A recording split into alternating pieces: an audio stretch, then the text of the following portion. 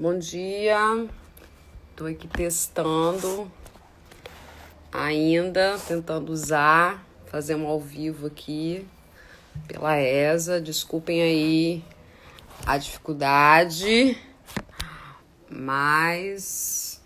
Opa! Oi, bom dia a todos. Vai ser aqui mesmo no Instagram da ESA, tá? Nós vamos usar aqui. Eu entrei um pouquinho antes, tá marcado para 10h30, mas eu tô entrando uns minutinhos antes para poder ir me familiarizando aqui com o Instagram da ESA. E eu tô só aqui tentando contato com o meu convidado, só aguardando ele. E esses minutos iniciais aqui para poder realmente, quando chegar o horário, dar tudo certo. Já mandei aqui o convite para ele, vou deixar aqui as perguntinhas. Tudo certo, deixa eu ver aqui como é que tá. Aqui, tudo certo. Nós estamos, né, todos nos familiarizando realmente com a nova tecnologia. Isso aí. Aqui tá tudo ok. Deixa eu tentar colocar aqui também o nome.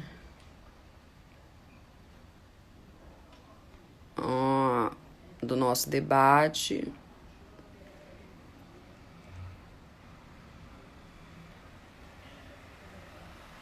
Ok.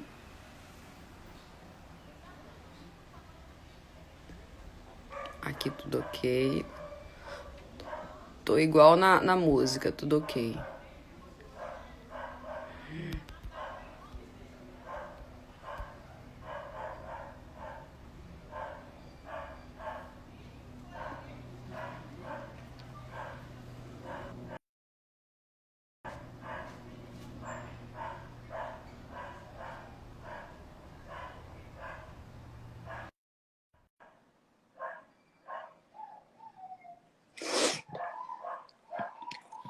Bom, meus amigos, tô, aguar tô aguardando só o meu convidado, que é o Diego, ver se ele também consegue entrar aí. Acredito que tá conectando aí com ele. Então, deixa eu ir esclarecendo só, né? Primeiro aqui me apresentar, depois, assim que o Diego entrar, nós nos apresentaremos novamente. Estou só aguardando ele aqui.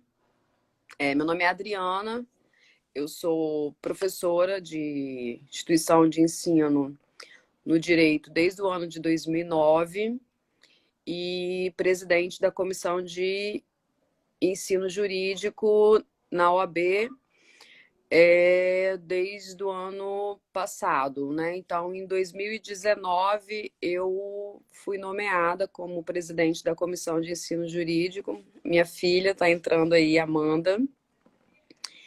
E nós estamos nessa proposta, né, com a Comissão de Ensino Jurídico de levar qualidade de ensino. Bom, a Comissão de Ensino Jurídico, ela tem como finalidade, além de fazer os relatórios e encaminhar para a OAB Federal de como estão as instituições de ensino, como que estão funcionando as instituições de ensino quanto a instalações, verificação de biblioteca, verificação de quadro docente, verificação de regularização dessas instituições de ensino. Então, a comissão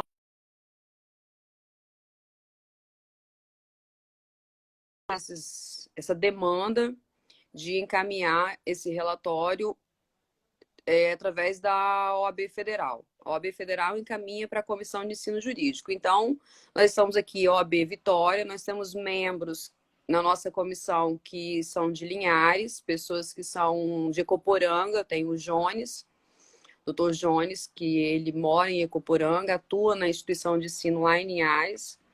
doutora Carla também, que é do interior. Nós temos professores de outras instituições, como Multivix, como FAESA, como Doctum. Eu sou professora do UNESC, professora de cursinho. Então, nós somos uma comissão composta por professores de ensino jurídico mesmo. E aí, a comissão, ela está muito direcionada com a qualidade de ensino. Como é que a sociedade está recebendo esses alunos que estão sendo formados por essas instituições? Vou tentar melhorar aqui o áudio, então. Ver se melhorou aí, tá? Vocês vão me avisando. Eu tô esperando o Diego. Já convidei. Se alguém puder me dar uma dica aí de algo mais que eu possa fazer para o meu convidado entrar, me deem a dica aí. E a Comissão de Ensino Jurídico, ela tem recebido algumas demandas no sentido de demandas que estão envolvendo o direito do consumidor.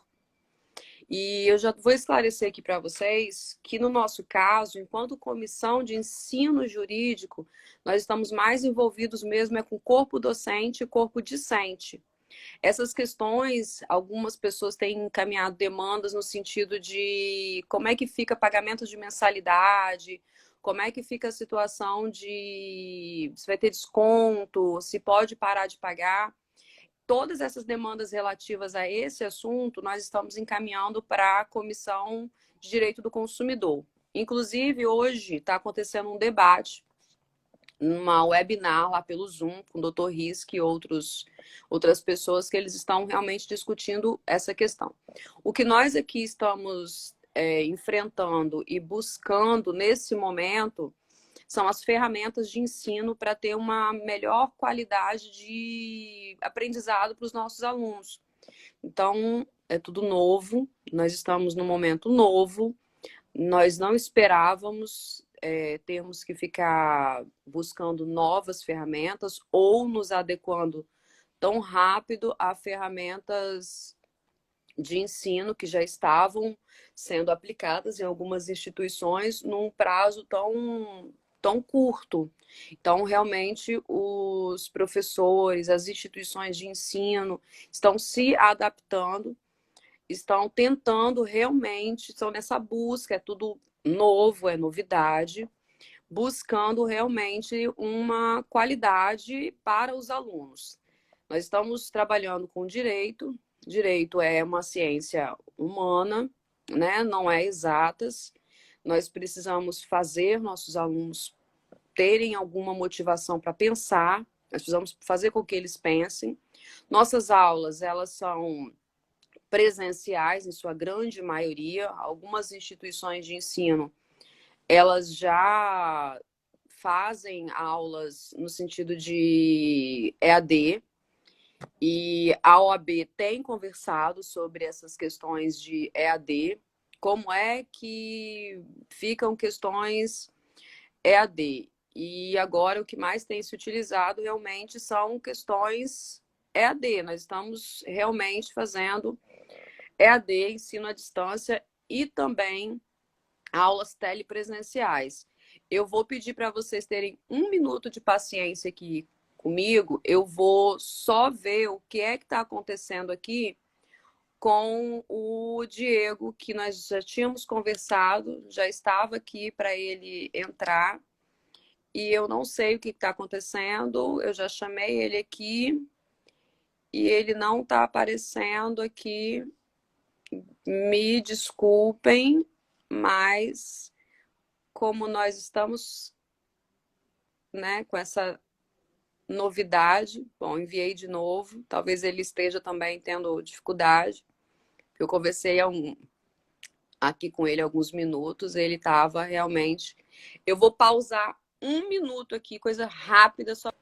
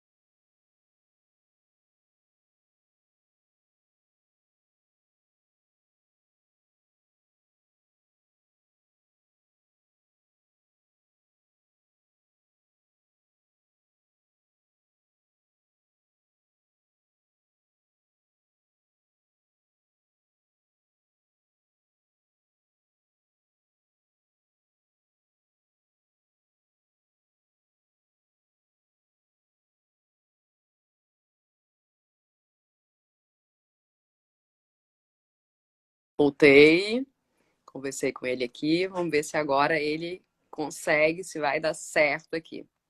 Eu vou mandar mais uma vez o convite para ele aqui.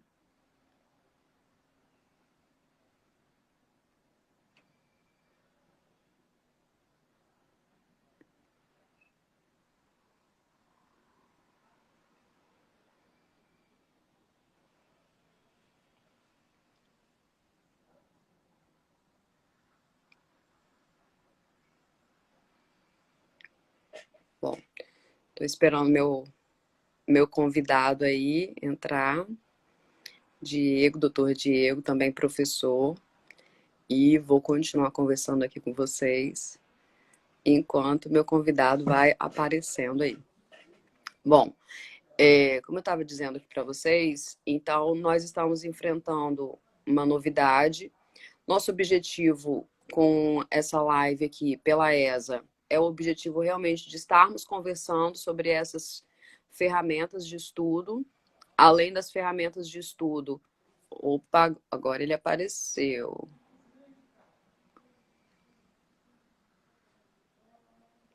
Agora ele vai conseguir entrar. Aqui pela ESA é o objetivo realmente de estarmos conversando sobre essas ferramentas de estudo, além das ferramentas de estudo.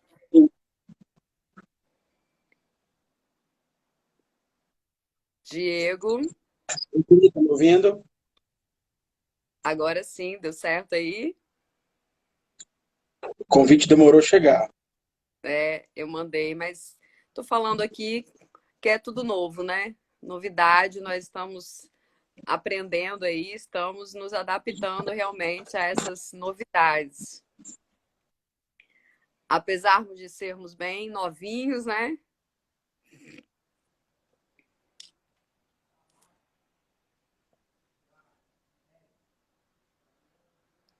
Isso é normal, todo mundo entrando, todo mundo tentando usar a internet hoje. Agora E eu tô meu te ouvindo amigo, melhor. melhorou? Tá bem aí Melhorou. agora? Ótimo. Tranquilo. Então, Então vamos lá. eu já tô aqui há alguns minutinhos conversando aqui com o pessoal, falando Uhum. já disse da nossa live, né? Esse Uhum. desejo, essa vontade de manter essa motivação.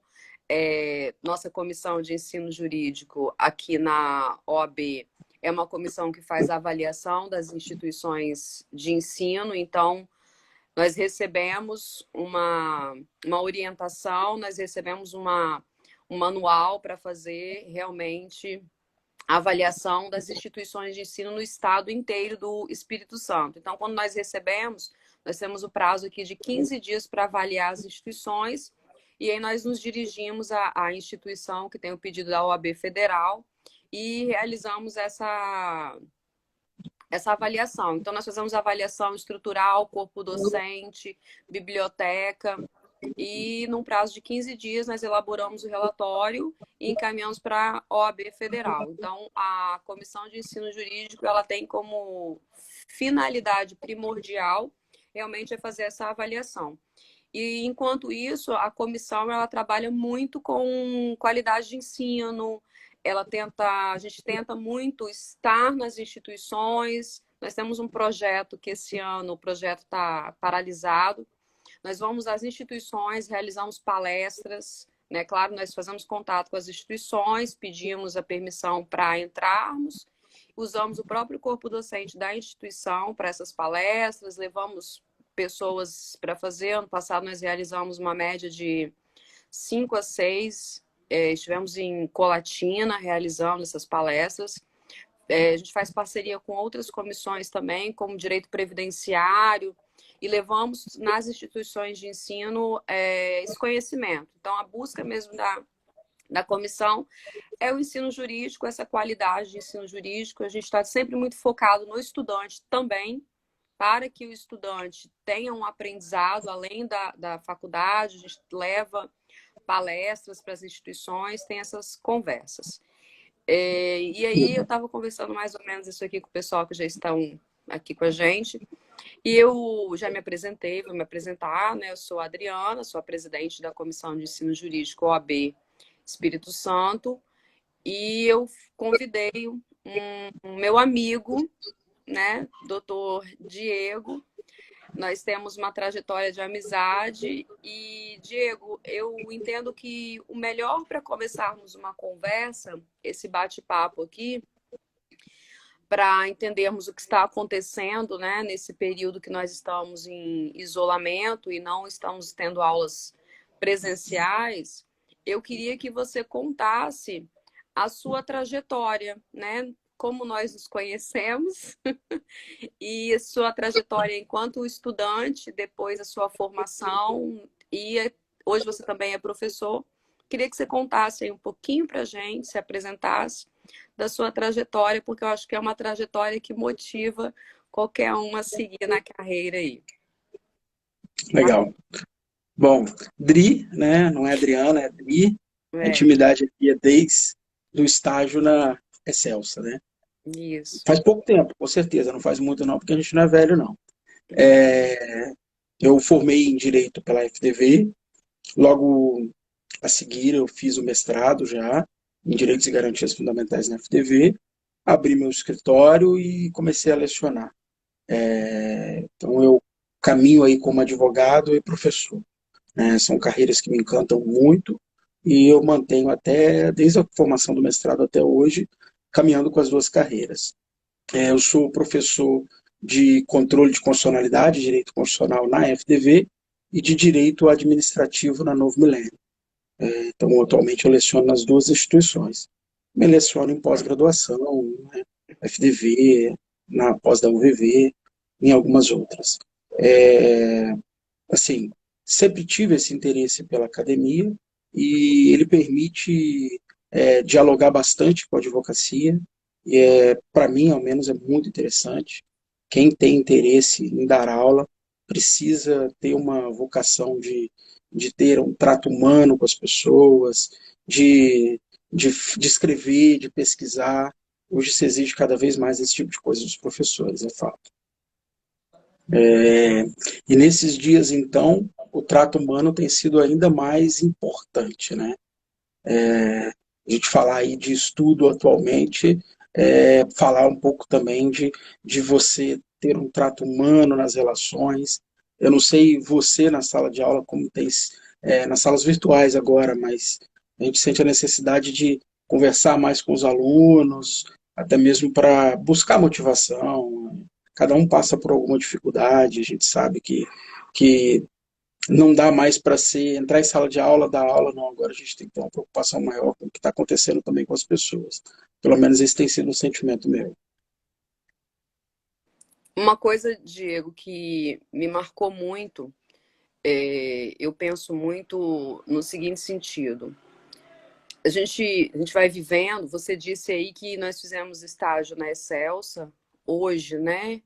EDP Excelsa virou um grupo, na época era só Excelsa, era só daqui do Espírito Santo, e eu tive o privilégio de te encontrar lá no período de estágio.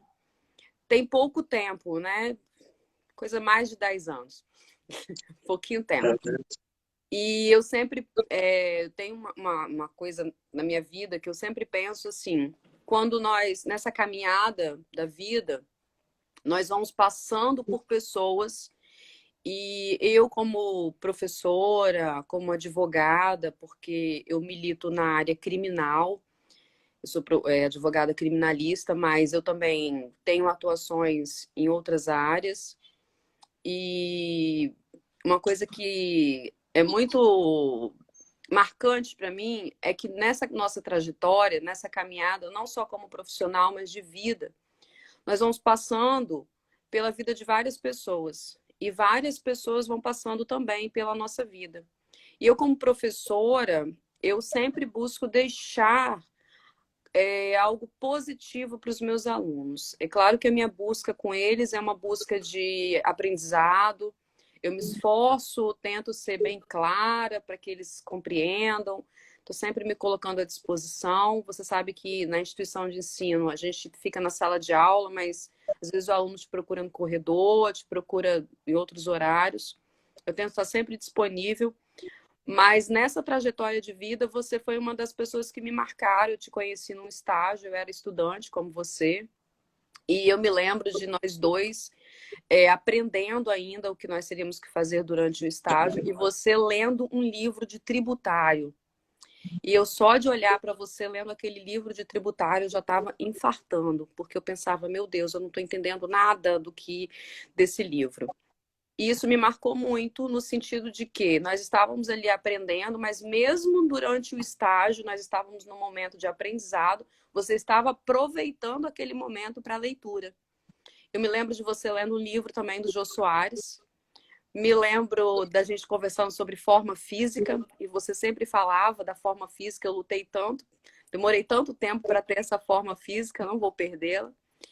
E uma coisa que, dentre essas coisas que me marcaram muito, era você dizendo, eu serei advogado. Você sempre teve essa firmeza desde o primeiro momento que nós nos encontramos. E é muito legal isso porque quem sabe o caminho que quer percorrer é um caminho que vai chegar nos seus objetivos, chega sim realmente no seu foco. Quem não sabe aonde quer chegar vai sendo levado para qualquer caminho. E isso é muito bacana quando a gente conhece um estudante, na época nós dois éramos estudantes, e você me marcou com o fato de dizer já durante o estágio que você seria advogado e você queria ser advogado e seria advogado. E nós continuamos nossa amizade em redes sociais, graças a Deus que existem as redes sociais, nós nos acompanhamos aqui.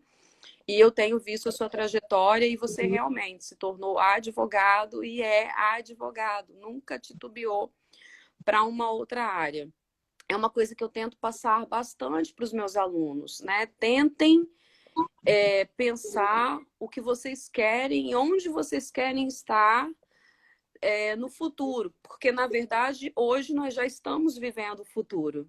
Hoje já é um futuro, né? Mas pensem os objetivos, qual é o foco que você quer.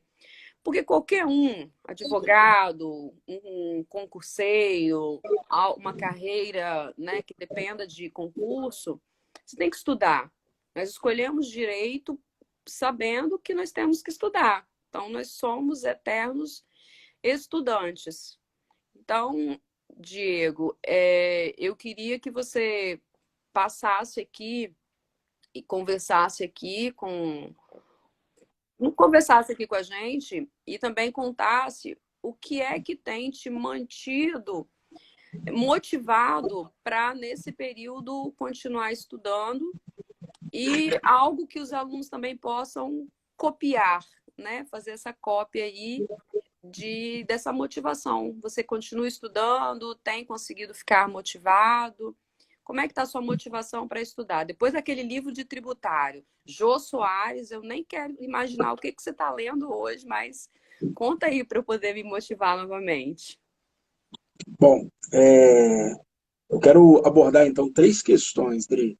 Primeiro, falar um pouquinho do que eu acho que está acontecendo com as instituições de ensino.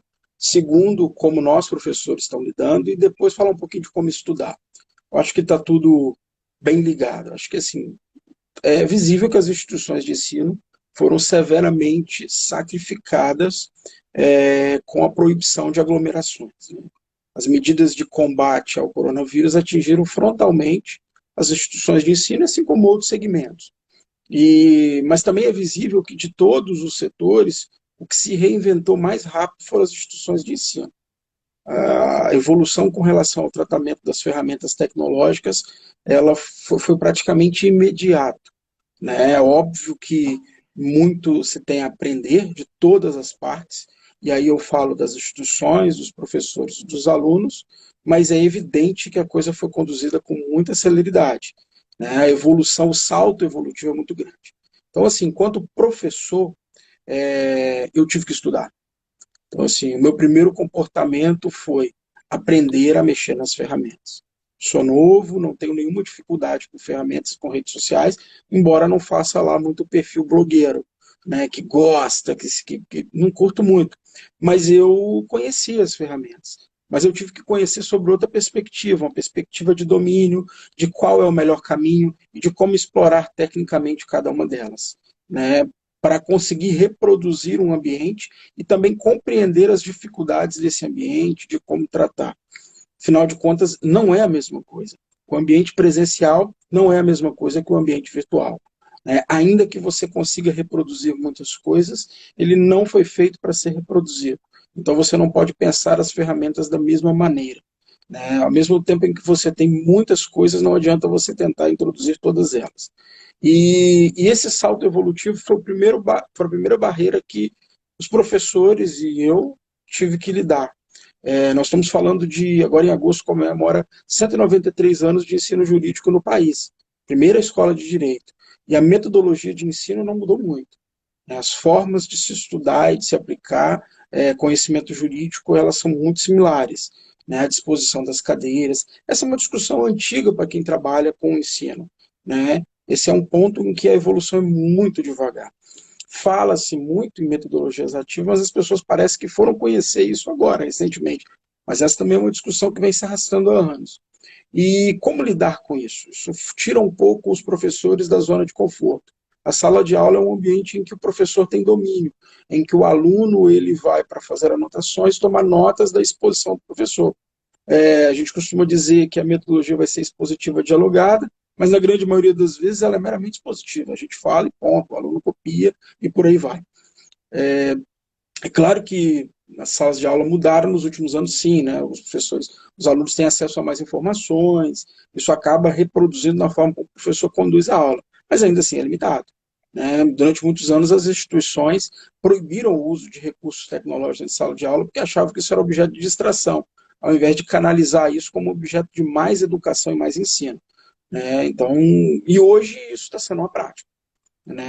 A gente foi para a sala de aula virtual, a grande maioria das instituições, até onde me consta, fizeram isso, usaram plataformas de aulas online e passaram a reproduzir aulas por redes sociais, passaram a reproduzir por equipamentos de conferência, que antes eram restritos às corporações, e passaram a utilizar outras metodologias. Algumas passaram a gravar e a disponibilizar conteúdo gravado. Mas, de certo modo, migramos para o ambiente virtual. E os professores então estão lidando com isso, lidando com um ambiente novo, com a necessidade de ser atraente para esse ambiente, porque o aluno não está mais preso ali, você não sabe em quais circunstâncias o aluno está vendo a sua aula, às vezes o aluno finge que está vendo também, é óbvio, isso foge um pouco do nosso controle, o aluno coloca o fone no ouvido e vai fazer uma esteira, e vai fazer 2 ou 3 atividades, o grau de aproveitamento de uma aula vai ser sempre menor. E isso, então, retirou do professor esse tipo de controle. Então, as ferramentas avaliativas passam a fazer sentido diante disso. Outra coisa que muda completamente, você perde a referência humana. Por exemplo, você fazer uma live, uma gravação, até mesmo uma aula numa metodologia usando uma dessas ferramentas de conferência, você perde a referência humana, porque os alunos fecham a câmera, dependendo do horário, ninguém quer ser visto, e aí você simplesmente fala. Você discursa para a tela do computador, nada mais frio do que isso. E isso passa a ser outro desafio, então, que você tem que lidar. Por isso que eu comecei falando da necessidade de um ser humano, de você também tentar medir, dosar. Outra coisa que os professores estão entrando como desafio. Muitos tentam passar roteiros e muitas atividades. Esquecem que o aluno tem mais 5 professores, ou mais 4, normalmente são 5 professores por semestre, então tem mais 4 professores, ele tem as suas atividades pessoais, muitos continuam tendo que trabalhar, muitos continuam com os estágios mantidos, muitos têm outras sobrecargas, quando não estão dentro de uma casa que tem várias pessoas tentando desenvolver as mesmas atividades, compartilhando uma internet que caiu a qualidade para todo mundo, compartilhando às vezes um computador, não tendo recursos adequados, tendo criança correndo, ou seja, é um turbilhão para professores e alunos. O professor nessa história precisa E aí, como os professores estão lidando, como o professor tem que lidar? O professor tem que voltar a ser estudante. Em duas perspectivas. Um, conhecer as ferramentas. Ele não precisa ser expert, mas ele precisa dominar minimamente para produzir um conteúdo junto ao aluno. Dominar as ferramentas das mais múltiplas formas. Não adianta achar que vai ser só uma aula virtual. Você precisa ter ferramenta de feedback, você precisa, então, saber como avaliar, você precisa ter ferramenta de integração, de construção de conteúdo coletivo. E saber aproveitar o melhor do ambiente virtual. Da mesma forma em que os professores aproveitam muito bem o ambiente de sala de aula, agora eles precisam aproveitar o ambiente virtual. E aí o céu começa a ser o limite, ou melhor, a meta. Né? Porque você tem muita coisa na internet. Você, por exemplo, eu no controle de constitucionalidade, eu posso, durante o momento em que estou falando sobre uma sessão do STF, ou como é a dinâmica do protocolo de uma ação, jogar para eles um vídeo de uma sessão que aconteceu. Da mesma forma, eu estou falando de algum tipo de discussão, de uma medida provisória, apresentar para eles, no âmbito do próprio Senado ou da Câmara dos Deputados, como isso funciona durante a aula. Durante a aula, fazer análise de uma discussão durante a aula, ao vivo. Eu tenho múltiplas ferramentas para construir e preciso me valer delas. Fazer análise de um trecho de um filme. Conversei com uns colegas professores e achei o máximo na área de direito. Eles são da área de direito ambiental e direito empresarial, eles estavam discutindo trechos de filme e de músicas com os alunos. Eu achei isso o máximo. O que às vezes na sala de aula é um pouco mais difícil, você carece de ter esse recurso ali na hora e não é fácil ter, né? Ter um projetor, nem toda instituição tem. E já o aluno, você fazendo em sala de aula, no celular ele vai conseguir olhar, que a maioria está utilizando o celular ou o computador. Então é preciso também ser atraente nesse sentido. Então, estudar para dominar as ferramentas, para dominar o que precisa ser feito e, em especial, para conhecer a realidade do aluno. E aí nada melhor do que ser aluno também, ou se colocar no lugar do aluno para fazer essa dosagem. Como é que eu vou cobrar? Se coloca no lugar do aluno.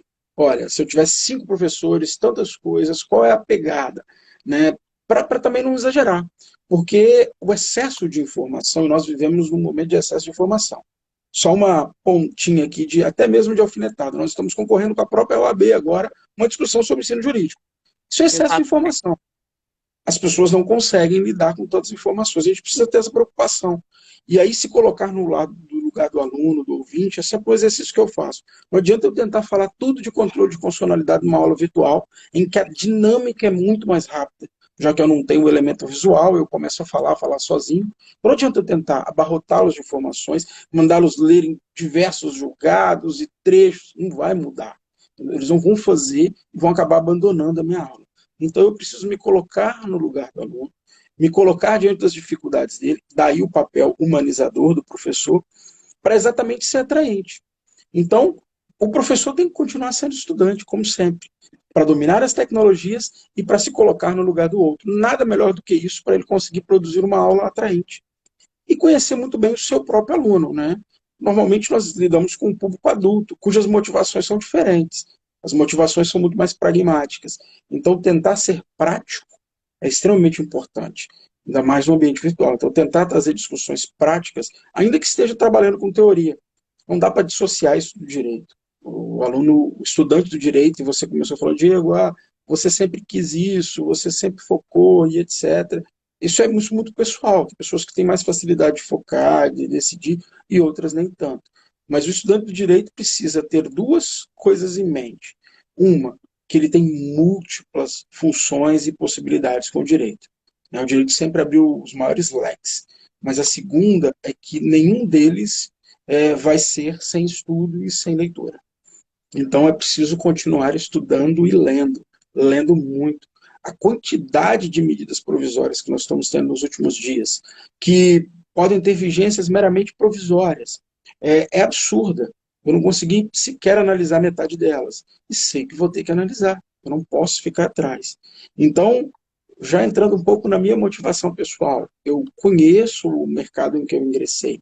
Conheço nesse sentido, né? Eu sei que ele é difícil nesse aspecto. Então eu preciso, é um dever meu me manter antenado. né? Eu me cobro no limite da minha possibilidade, é claro. É, e a segunda coisa que me mantém motivado é me organizar, né? Eu procuro organizar a minha rotina. Eu acho que o que a gente não pode fazer em sala de aula, em casa, desculpa, é tentar fazer todas as coisas e como você tivesse. Agir como se estivesse de férias. Isso não dá. Não, não vai dar certo. Segundo, tentar fazer tudo. Também não vai dar certo. Então eu tento manter minha rotina. Acordo no horário em que eu acordava, faço a refeição que eu fazia de manhã, sento para tentar manter uma rotina que intercala algumas atividades com um café, aquela rotina que eu já, de certo modo, mantinha no escritório. Né? Dedico um tempo para o meu estudo pessoal, dedico um tempo para meu estudo, não só para leituras diversificadas, eu tento criar rotinas, mas isso é muito particular meu. Né? Tem gente que não tem facilidade de criar rotinas. Mas eu continuo insistindo que, mesmo para essas pessoas, uma rotina mínima de estudo seja criada. É muito mais fácil você estudar 1 hora por dia do que 7 num sábado, se você juntar tudo num dia só. Vai ficar enfadonho. Então isso é importante. Eu mantenho as rotinas. O aluno ele tinha um horário de aula. Será que não dá para ele usar esse mesmo horário? Será que as dificuldades na casa dele são tão grandes? Então, assim, minha primeira dica é essa: manter uma rotina. Né? Eu mantenho como professor e como estudante. Com os meus alunos, eu mantive os meus horários de aula. É mais cansativo para mim, talvez até seja um pouco mais cansativo para alguns, mas é muito mais próximo da realidade que a gente vivia e isso acaba facilitando. Pequenos ajustes foram feitos. Né? Eu não estou dando aula às 7h30 da manhã, como eu dava, na instituição presencialmente. Por quê? Porque eu percebi que os alunos, 7h30 na faculdade, eles estavam acordados. 7h30 em casa, eles podem até estar online, mas estão dormindo. Então, eu tenho esse cuidado, mexer um pouquinho no horário da aula. Mas isso são adaptações que a experiência vai nos trazendo, né? Então, assim, primeira é essa. Rotina, para mim, dá certo. Né? A segunda dica é entender que isso é passageiro. Essa é uma palavra até de refrigério, né? A gente até fica mais. A gente pode até ser que conviva. As piores notícias dizem que vamos conviver com o vírus há um tempo. Pode ser, mas vai ser passageiro ainda assim. Né? A tendência é que a gente vai se adaptar e vai ter uma vida cada vez mais normal. Então não adianta um desespero total. Não adianta, olha, vou deixar, vou abandonar. Não. Tente tocar a vida com o máximo de normalidade. Né? Daí, se você consegue manter o máximo as suas rotinas normais, olha, eu estou praticava uma atividade física, estou praticando em casa. Vi alguns livros, li alguma coisa, não tenho esses livros mais, mas estou lendo alguma coisa de casa. Gostava de cozinhar, estou fazendo alguma coisa, tá certo. Alguém está colocando assim, planejamento, disciplina e foco, resultado garantido. De fato, né? Planejou, manteve a disciplina na rotina, e está focado, olha, eu quero ser juiz, eu vou continuar estudando, continua, vai dar certo. Então eu gosto dessas ideias mesmo, eu gosto de um bom planejamento, numa boa disciplina, e para quem quer planejar uma rotina de estudo, o que eu costumo fazer é coloque, conheça-se. Né? Não adianta colocar assim, não, eu vou estudar de 7 da manhã até meio-dia. Você acorda às 7 da manhã? Não, então esqueça, não vai dar certo. Não vai dar certo se não é da sua rotina. Ah, não, eu sou da manhã, vou estudar até 2 da manhã, da madrugada. Não, se você é da manhã, certamente de noite você dorme. Né? Então, você tem que montar um planejamento e tem em torno daquilo que é razoável para você. E eu, particularmente, quando consigo cumprir as coisas que eu planejei, eu fico muito feliz. Né? Então, isso acaba sendo um fator de motivação. Né? Planejei estudar 4 horas, 5 horas, 6 horas, e consigo estudar esse período, né? Consigo deixar minhas coisas em dia, eu fico extremamente feliz. E eu, pessoalmente, é claro que nesses últimos dias tem sido um pouco mais difícil, até mesmo pela sobrecarga de trabalho que nós professores estamos enfrentando. Mas eu, particularmente, reservo meus finais de semana livres para mim mesmo. Além de um tempo para minha filha, em casa, eu tento ao máximo fazer isso. E estou cada vez conseguindo melhor agora, depois de já mais de 30 dias aí em isolamento. Mas isso é importante. Quando a gente consegue estabelecer um tempo de lazer, um tempo de final de semana, para qualquer coisa, que seja para dormir até mais tarde, que seja para fazer o que você quiser, né? No caso, não tem muitas coisas para você dentro de casa, mas que seja para isso. É melhor do que você tentar também ficar sobrecarga sempre, né? No final de semana inteiro discutindo, tentando ler, não vai dar certo. Então, assim, são coisas que eu tenho levado em conta na minha organização pessoal, enquanto professor e enquanto eterno estudante, né? Então, são pontos aí que eu tenho tentado seguir à risca. Ótimo, Diego. Então, eu vou falar um pouquinho da minha experiência com essa nova rotina, novas adaptações. O que você está falando aí é maravilhoso. Como eu tinha dito, você sempre foi muito, né, sabia o que queria. E como professora, estamos enfrentando alguns desafios. Primeiro foi a rapidez, né? Nós não estávamos prontos no sentido de termos uma capacitação antes para poder enfrentar, né? Ninguém imaginou que ia tomar a repercussão que tomou numa proporção tão rápida, né? E aí nós tivemos que realmente ficarmos em isolamento e irmos nos adaptando com novas ferramentas, ferramentas já existentes serem aprimoradas nas instituições de ensino aqui.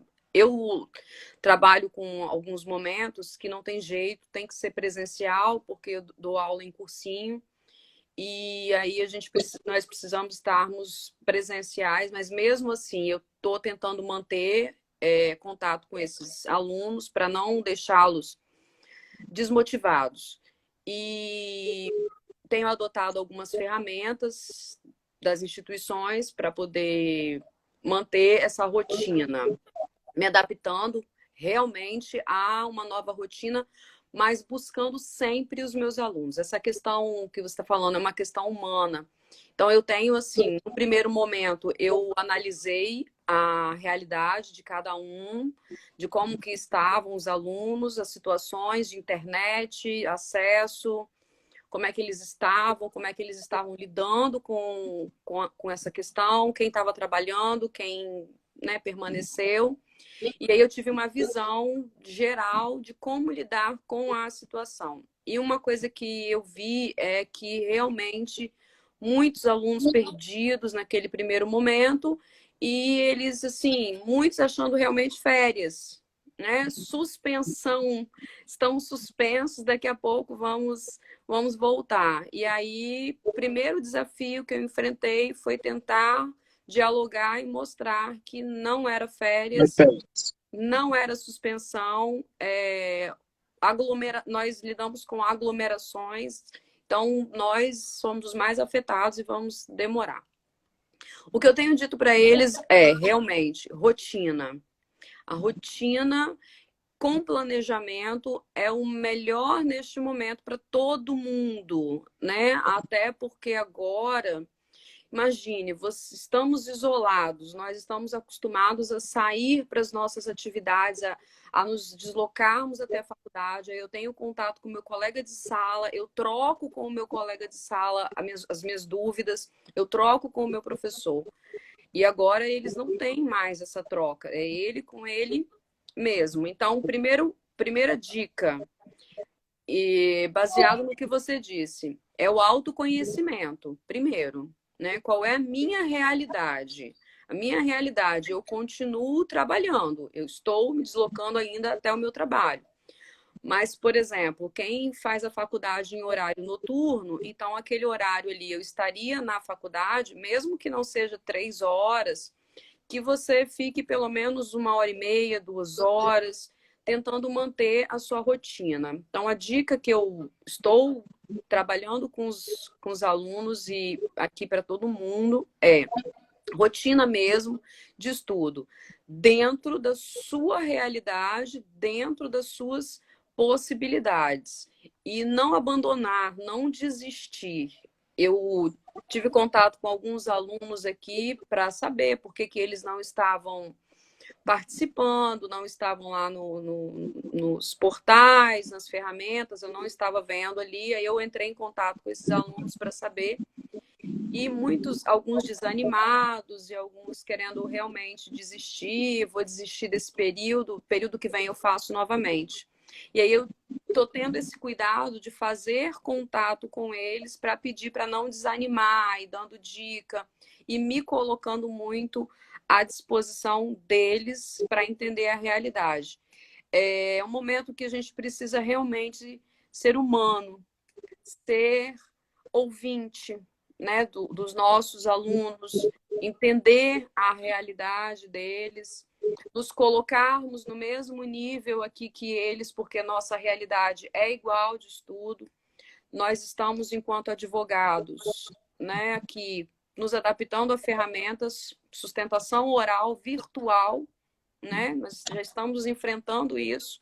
Agora, audiências virtuais, suspende prazo, mas Poder Judiciário eletrônico, sistemas eletrônicos não estão suspensos.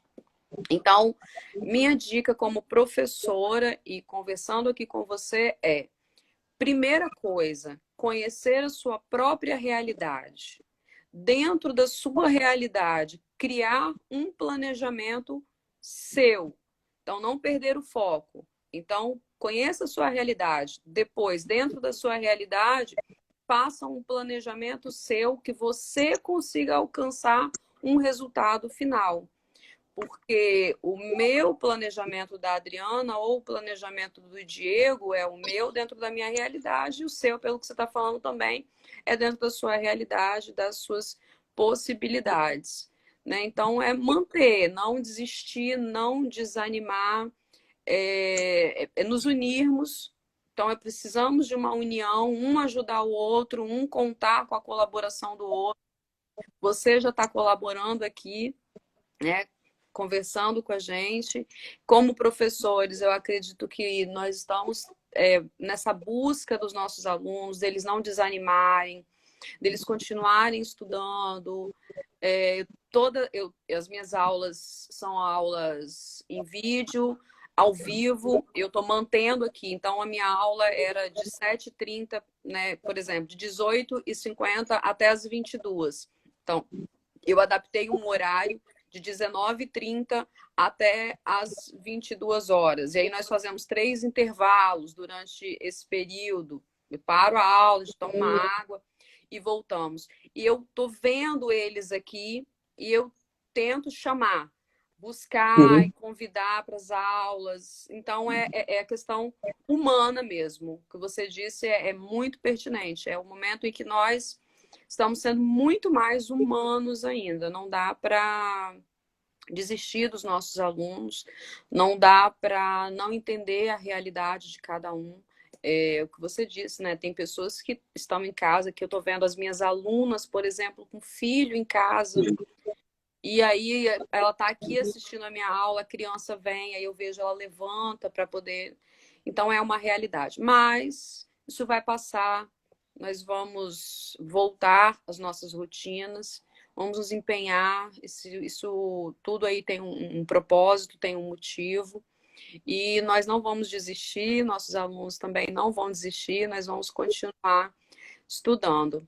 E... Dri, só uma ponderação aí com o que você estava mencionando, até mesmo porque foi um comentário de alguém aqui, acho que é Judimar, não li o nome rápido não, mas ele colocou aqui, ele falou muito bem, ele falou que o ensino de adulto, o adulto tem um papel decisivo, e isso é importante. Então, assim, nossos alunos não são mais adolescentes, né? Eu falo que a pessoa, quando ingressa num curso superior, ela começa os primeiros passos da carreira dela ali. Quanto mais ela compreender que aquilo está próximo da sua futura carreira, ou seja, o emprego dela, aquilo que vai prover ela, que vai trazer dinheiro, que vai trazer reconhecimento, mais importante. Então, esse é um processo de amadurecimento forçado. O aluno que vai para casa com a obrigação de estudar, ou que está tendo que fazer esse tipo de estudo, ele vai ter que se forçar mesmo a amadurecer. Porque dentro de sala de aula, você chamava atenção, você falava, fulano, não conversa, faça isso. Agora você não consegue mais ter esse tipo de controle. Então isso saiu do campo do professor, né, que o aluno às vezes entra na faculdade achando que ainda está no ensino médio, sai do campo dele e vai para o campo do próprio aluno. Então, essa é uma colocação que é um amadurecimento que é forçado, mas é importante. O aluno, você fechou e falou, não, você vai passar. Então, o aluno precisa também entender isso. Olha, não adianta, obviamente, você abandonar, porque vai passar, e se você consegue se manter firme, você, no mínimo, está junto com aqueles que se mantiveram firme, não fica para trás nesse engajamento, e amadurece. Amadurece na compreensão de que no direito, então, muitas vezes vai ser você estudando, com você, é o compromisso você com você, no seu quarto de estudo. Né? É óbvio que aquele aluno que tiver, como eu brinquei, vendo aula, lavando a vasilha, ou deitado quase que dormindo, ou assistindo a série ao mesmo tempo, ou malhando naqueles que estão conseguindo fazer isso, ele vai estar se enganando. Né? Isso não é uma realidade de aprendizado, não dá para dizer que eu aprendo, por melhor que você seja na captação de conteúdo, você tentar fazer três, quatro coisas ao mesmo tempo vai dispersar a sua capacidade de entendimento, de compreensão. Então o aluno ele tem um papel decisivo de ter um pouco de seriedade. Né? Acho louvável, achei muito legal você falar que teve preocupação de ligar. Nós, professores, temos que ter esse tipo de preocupação, sim, mas o aluno também precisa se despertar. Né? É hora. Eu costumo brincar com os meus estagiários, alunos, entendeu? Eu falo, ó, tá na hora de você despertar para a vida. Né? De fazer aquele discurso duro de que o direito é uma ferramenta de se sustentar. Né? E alguns alunos, não é a realidade de todos, muitos já entram engajados, já comprometidos por conta do histórico de vida, mas muitos outros não, né? Levam o curso brincando. É a hora de se despertar. É um momento de reflexão pessoal, de reconhecer que você depende dos estudos também. Então, buscar essas motivações naquilo que o direito vai representar para o aluno. Entendeu? Eu costumo falar isso com eles, é claro, com um pouco mais de sensibilidade. Eu não sei a dor do outro, eu não sei a realidade do outro. Você falou das mães, né? Mas, enfim, você tem várias pessoas com dificuldade. Às vezes a pessoa tem uma dificuldade muito simples, ela está sem internet em casa. Tá sem. Parece simples, mas tem muita gente que não tinha, não tem. Eu, durante muito tempo, não tive internet em casa, usava só internet celular, porque eu não parava em casa. Recentemente que eu fui colocar, tem um ano no máximo, que eu coloquei internet em casa, com qualidade, mas eu não tinha. E isso passa a ser um fator complicador. Você imagina quem entrou, né, no isolamento, sem internet, sem computador em casa, porque não tinha necessidade. Trabalhava o dia inteiro fora, tinha no outro ambiente, passou a ter que conviver com isso. Então, assim, esse despertar para a dificuldade do outro é muito importante nós termos. Mas, ao mesmo passo, vencer essas dificuldades com um pouco de habilidade, essa é uma característica inata do brasileiro, né? Um jeitinho para conduzir, isso é valoroso. Olha, professor, não estou conseguindo acompanhar suas aulas ao vivo, porque o horário é o horário que meu filho está mais agitado, mas se o senhor puder disponibilizar gravado, eu vou ver depois. Essa tem sido uma preocupação minha. Eu tenho deixado as minhas aulas gravadas e encaminhado, né, por conta exatamente disso. Por mais que a maior parte dos meus alunos não tenha demandado isso, não sejam pais, mas eu tenho a preocupação, às vezes, com um que é e que não quer falar ali, mas que eu sei. Então, eu até mesmo, às vezes, falo assim, olha, algo que eu nunca tinha feito enquanto professor. Eu nunca neguei o meu telefone, mas também nunca ofereci. E ultimamente, ó, meu WhatsApp é esse, pode mandar mensagem, eu vou tentar responder na medida do possível. Até mesmo ligação, o aluno liga. Alguns são um pouco convenientes, 2 da manhã, 3 da manhã, mas a gente responde com muito mais carinho, porque eu não sei a dor que o outro tem passado. Né? Então, essa hora a gente dá as mãos, dá os braços para poder ajudar. Desculpa ter te interrompido, mas eu achei pertinente a colocação do ouvinte Não, ali. ótimo. É isso mesmo. O que nós estamos aqui buscando é isso mesmo, é uma conversa.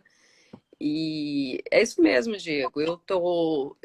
Tomei algumas iniciativas aqui por preocupação, até por saber a realidade de alguns alunos, nessa questão da internet e algumas outras realidades que eu acabei conhecendo. E aí eu me preocupei realmente em fazer esse contato direto com eles para a gente tentar realmente trazer o aluno para o aluno poder se sentir acolhido, né? É um momento que a gente precisa humanizar. Nosso tempo ele está quase acabando e eu vou mostrar aqui para você e para as pessoas algo que me ajudou, né? Parece que eu estava já pressentindo. Nós fizemos um evento na OAB, no auditório da OAB, ano passado, com a professora Juscelene, da FDV, e o professor Joselli, e nós tratamos das ferramentas de sala de aula invertida e até nós já estávamos discutindo a respeito deste tema. Começamos a discussão ano passado. E nós tivemos indicação de vários livros durante esse evento que aconteceu lá na OAB. E depois disso, eu busquei esses livros, li antes até da pandemia e me ajudou muito. Então, eu vou indicar, né? Eu não estou ganhando nada, tá? Eu comprei. O primeiro livro que eu li, que foi indicado lá na palestra, foi esse. Está me ajudando muito nesse momento. Ajudou bastante. Esse aqui me ajudou mais ainda, porque ele fala realmente do ensino superior, me ajudou bastante, tá? E a gente está vivendo isso. E um outro, que foi essa questão realmente, né, de entender a realidade do nosso público. Esse aqui, A geração Y. né? Então, são 3 livros. Apesar de eu ter feito a leitura dos 3, eu tenho consultado em alguns momentos aqui de adaptação. Todos 3 têm me ajudado a ficar, a mexer com as ferramentas, a trabalhar, até essa aproximação. Esse geração Y, então, a dificuldade de você prender a atenção do aluno, né, e as formas de aprendizado, como cada geração, ao longo do tempo, foi modificando. Então, eu fiz essa leitura e os 3, neste momento, como professora, têm me ajudado. Quem quiser, até empresto. O que eu tenho feito também, empréstimos de livros durante esse período. Como, meu Deus, você sai para entregar?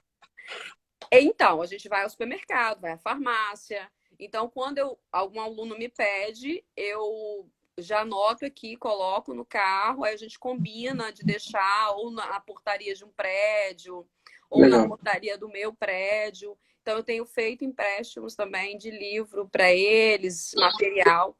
Mas é isso, eu acho que a conversa aqui realmente é que os alunos não desanimem, façam uma rotina, façam um planejamento. Nós, enquanto professores, estamos nessa rotina. Isso vai passar, nós vamos sair diferentes, com certeza. Nessa aproximação, então, com o aluno.